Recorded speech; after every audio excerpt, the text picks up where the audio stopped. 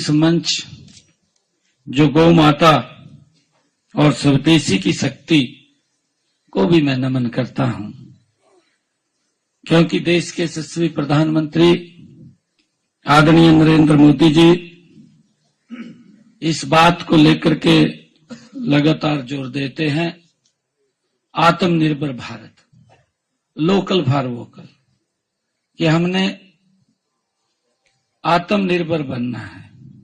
आत्मनिर्भर का रास्ता ये इसी से निकल करके जाता है जो स्वदेशी राष्ट्रीय गोधन सम्मेलन हम कर रहे हैं।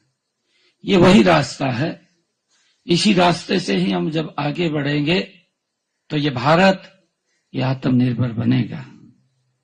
गौ माता हमारी अर्थव्यवस्था की ये आधार है, ये उसका आधार है।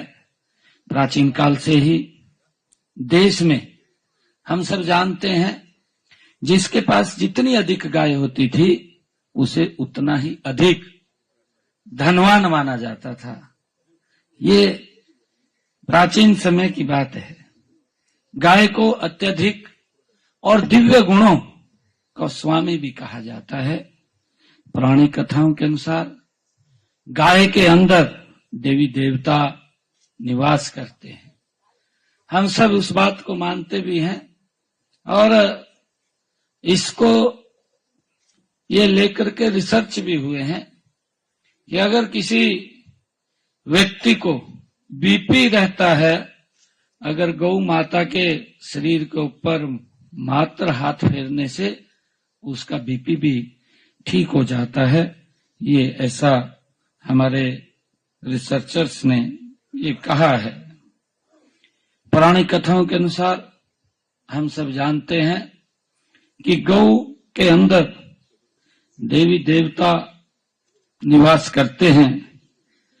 मुझे कुछ पंक्तियां वो याद आ रही हैं कि वेद पुराण धर्म नीति, वेद पुराण धर्म नीति ऋषियों के लेख बतारे, ऋषियों के लेख बतारे, गौ माता के रोम रोम में बसे देवता सारे।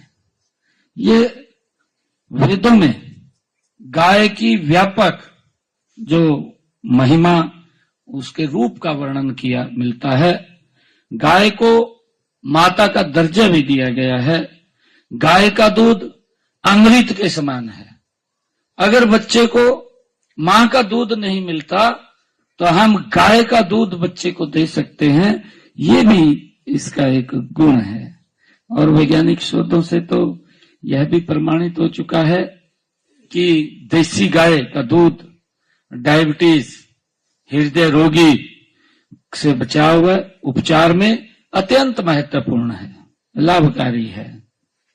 गाय के दूध को मां का दूध ही माना गया।